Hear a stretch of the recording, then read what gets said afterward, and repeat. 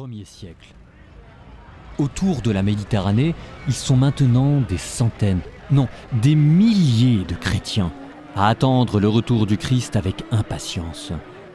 En attendant, mal vus par l'empereur et les Juifs, ils cherchent réconfort dans les prophéties bibliques. À Patmos, une petite île dans l'est de la Méditerranée, un jeune disciple écoute l'ancien de la communauté. Il leur raconte qu'un ange venu du ciel va bientôt venir marquer les fidèles d'une lettre sur le front. Le moment est proche, il le sait. Rentré maintenant chez lui, le jeune disciple lève les yeux vers le ciel où disparaissent les dernières lueurs du jour. Mais quelque chose attire son attention. Au loin, les nuages semblent s'écarter. Oui, une lueur grandit à l'horizon, qui se rapproche de plus en plus. Intrigué, il plisse les yeux. Oui, un ange vient d'apparaître devant lui. Un ange qui se penche vers lui et qui, de son doigt, trace sur son front une lettre ressemblant à une croix. Le silence se fait. Puis, aussi brusquement qu'il est apparu, l'ange disparaît. Comme pour se rassurer, le jeune chrétien porte son pouce à son front et refait le geste.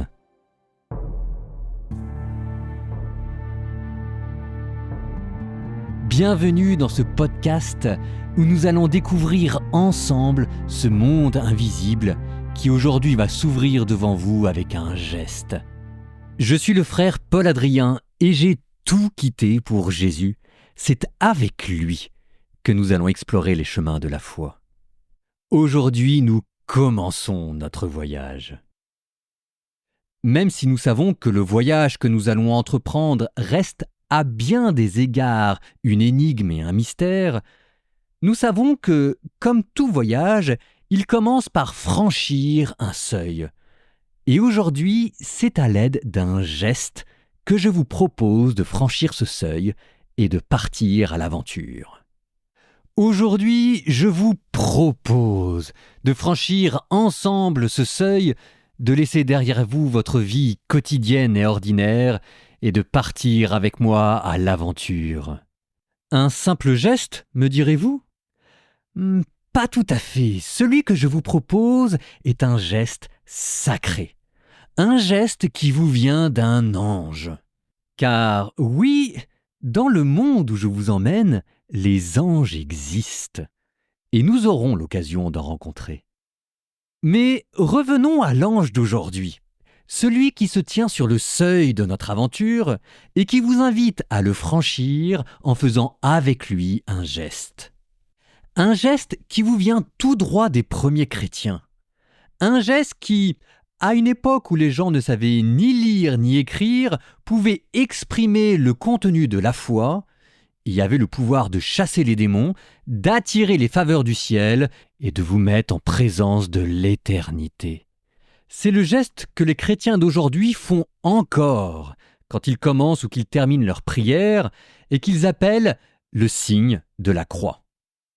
Au nom du Père et du Fils et du Saint-Esprit, Amen. L'aventure commence. Vous avez entendu, dans le court récit qui servait d'introduction à notre épisode, comment il y avait à l'origine de ce geste un ange et une prophétie. Une prophétie qui vous vient de la Bible, du prophète Ézéchiel, au chapitre 9. On y apprend que, du haut du ciel, Dieu s'apprête à envoyer un ange pour marquer au front ceux qui pleurent et qui gémissent d'une lettre en forme de croix.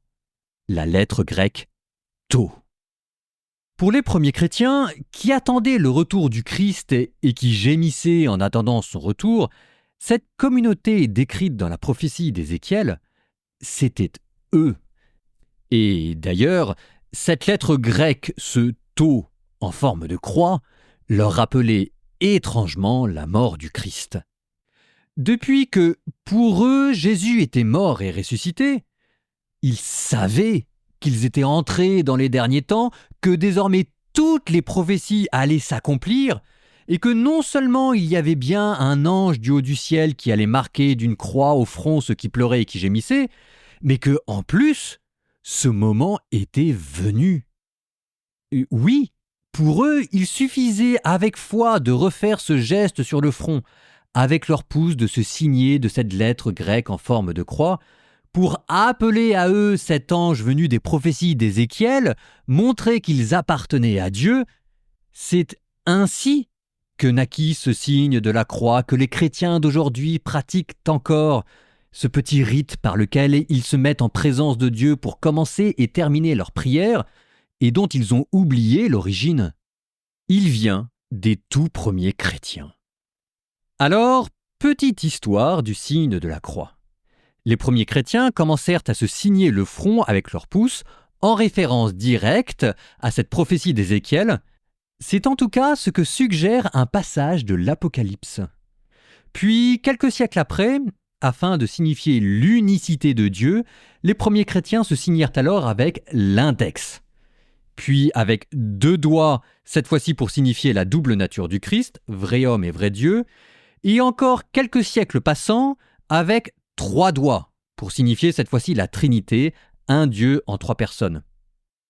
Et puis, vers le 6e, 7e siècle, sans que d'ailleurs on sache très bien pourquoi, rupture dans la tradition, en tout cas dans la partie occidentale de la chrétienté, c'est-à-dire l'Europe, les chrétiens se mirent à se signer avec les 5 doigts, paume ouverte, paraît-il en souvenir des 5 plaies du Christ. Voilà pour l'histoire du doigt qui signe. Quant au geste, il s'étendit bientôt sur tout le corps. Il commença sur le front, siège de l'âme et de l'esprit, mais pour s'étendre ensuite sur tout le corps et rappeler ainsi qu'il ne suffit pas d'aimer Dieu, il faut encore l'aimer avec toutes ses forces, toute son âme et tout son corps. Parvenus à ce stade-là, faisons une pause. Regardez en effet tout le chemin que vous a fait parcourir ce simple geste et comment il vous a fait franchir le seuil de la foi. Ce geste, venu d'un ange qui inaugure la fin des temps, vous a d'abord fait plonger dans le futur, dans l'espérance chrétienne. Mais parce qu'il rappelle la mort de Jésus, il vous a en même temps ramené en arrière dans le passé, quand cette fois-ci, il y a 2000 ans, Jésus mourait en haut d'une croix pour vous. Le moment où s'effectuait votre salut. Dieu a tellement aimé le monde, dit l'Évangile selon saint Jean, qu'il lui a donné son Fils unique. Dieu vous aime jusqu'à mourir d'amour pour vous. C'est cela aussi ce que raconte le signe de la croix.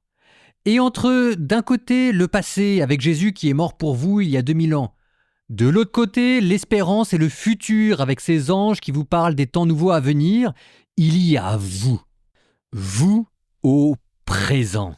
Vous qui, dans votre vie quotidienne, jour après jour, essayez de mourir avec Jésus au péché pour renaître avec lui à la vie nouvelle, et qui, en faisant ce signe de croix, essayez d'accomplir cette parole de Jésus qui vous disait « Celui qui veut marcher à ma suite, qu'il renonce à lui-même, qu'il prenne sa croix et qu'il me suive. » C'est toute l'histoire sainte que le signe de croix est en train de graver en vous, le passé, le présent et le futur, pour que votre âme puisse plonger dans l'éternité. Alors, oui, vous comprenez bien qu'avec ce signe de la croix, votre corps est en train de franchir un seuil, et vous voyez même exactement comment ce seuil fonctionne.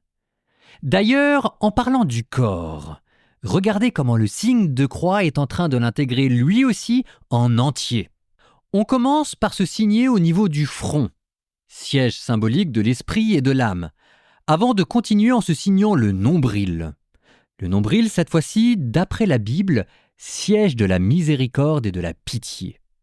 Avant de terminer en se signant les épaules, siège cette fois-ci du travail et de la force mise au service de Dieu.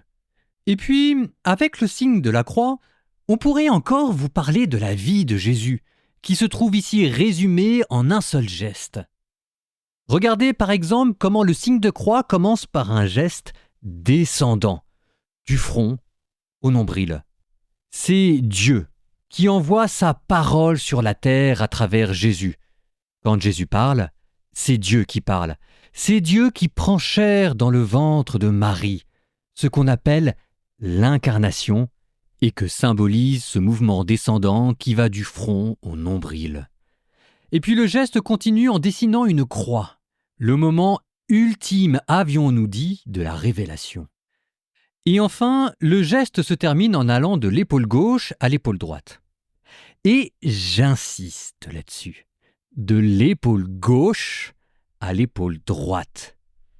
Car dans la Bible, la gauche symbolise les ténèbres et la réprobation, les enfers dans lesquels Jésus est descendu en mourant sur la croix avant de ressusciter 3 jours après à la droite, précisément de Dieu, la droite symbolisant cette fois-ci la faveur et la puissance de l'Esprit Saint. Quand je vous disais que le signe de la croix fonctionnait comme un seuil à franchir, comment il avait réuni en vous le passé, le présent et l'avenir pour plonger votre corps entier dans l'éternité, et comment il vient sur votre corps de tracer le visage d'un homme. Mouvement descendant, l'incarnation, mouvement horizontal, la résurrection, c'est la vie de Jésus qui vient d'être gravée dans votre corps, Jésus qui disait « Je suis la porte, et nul ne va au Père sans passer par moi. » Et cette porte, en faisant le signe de la croix dans la foi, vous venez de la franchir. Profitons-en d'ailleurs pour ouvrir une petite parenthèse. En parlant d'épaule gauche et d'épaule droite, j'en profite aussi pour dire que traditionnellement, le signe de la croix se fait toujours avec la main droite, même si vous êtes gaucher. N'y voyez là rien de personnel, il s'agit simplement de souligner l'unanimité des cœurs en veillant à l'unanimité du geste. Et vous verrez, quand des centaines de chrétiens sont réunis et qu'ils font de la même manière le signe de la croix, ça marche. Et, parenthèse dans la parenthèse, la tradition est bien de passer de l'épaule gauche à l'épaule droite. Alors, je sais que nos frères orthodoxes, eux, se signent de l'épaule droite à l'épaule gauche. Mais il y a une histoire derrière. C'est parce que, pour les orthodoxes, c'est le prêtre qui, en les bénissant, leur envoie le signe de la croix. Et le prêtre, en les bénissant, fait le signe de la croix de la gauche à la droite, comme c'est la tradition. Et les fidèles orthodoxes, en le recevant ensuite, comme par un effet miroir, le reçoivent de la droite à la gauche. Nous fermons nos parenthèses et nous revenons maintenant à notre signe de la croix. Il nous reste une dernière chose à voir. L'origine de ce signe de croix. D'où vous vient-il ? Car si le signe de croix vous vient d'une prophétie et d'un ange, comme nous l'avons dit, il ne faudrait pas non plus oublier qui a envoyé cet ange. Dieu. Elle est là la véritable origine du signe de croix. Et il doit bien y avoir dans ce signe que vous pratiquez comme un vestige de cette origine divine. Et ce seront précisément les paroles qui auront pour tâche de vous le rappeler. Au nom du Père et du Fils et du Saint-Esprit. Au nom du Père en se touchant le front, au nom du Fils en se touchant le nombril, et du Saint-Esprit en allant de l'épaule gauche à l'épaule droite. Au nom du Père et du Fils et du Saint-Esprit. Mais qu'est-ce que cela peut dire ? Eh bien, cela signifie que Dieu vient de lui-même, qu'il est éternel, qu'il est celui qui est. Il est son propre Père, il est son propre Fils, il est sa propre vie, son propre esprit. Amen, je crois. On appelle cela la Trinité, Dieu qui est 3 en 1. Parce que l'éternité de Dieu est tellement puissante que l'éternité de Dieu, c'est Dieu lui-même, le Père. Et que la sagesse de Dieu est tellement puissante que la sagesse de Dieu, c'est Dieu lui-même aussi, le Fils. Et que en Dieu, l'amour est tellement puissant que l'amour de Dieu, c'est Dieu lui-même, l'Esprit Saint. Comme s'il y avait 3 réalités à distinguer en Dieu qui étaient toutes Dieu et qui étaient différentes les unes des autres. Un peu comme si l'on parlait d'un Dieu en 3 dimensions, un Dieu en relief. On appelle cela la Trinité, Dieu qui est 3 en 1. Nous aurons un épisode pour creuser ce mystère. Quand je vous disais que le signe de la croix était d'une richesse infinie, eh bien, je ne crois pas vous avoir menti. D'ailleurs, il est temps de franchir pour nous le seuil de notre aventure en clôturant ce geste par un mot. Amen. D'un mot hébreu qui signifie « je crois », et laissant derrière vous votre vie quotidienne, vous venez de plonger dans notre voyage de la foi. L'aventure ne fait que commencer. Je vous félicite d'avoir écouté jusqu'au bout cet épisode. La prochaine fois, je vous apprendrai à vous repérer dans les étoiles et à trouver dans le ciel la carte de notre voyage. En attendant, entraînez-vous dans vos prières pour refaire ce geste avec dignité. Mon maître, quand je suis devenu moine chrétien, me disait « Il y a une différence entre connaître la posture et habiter la posture ». Ce sera pour vous une belle manière pour vous mettre en présence de Dieu en reprenant ce geste des premiers chrétiens par lequel leur âme plongeait dans l'éternité. Si cet épisode vous a plu, c'est que nous sommes faits pour nous entendre. Alors n'attendez plus et venez nous rejoindre sur l'amourvaincra.com. Et n'hésitez pas à nous soutenir en nous aidant. Vos dons, ce sont nos patates. Aidez-nous à manger.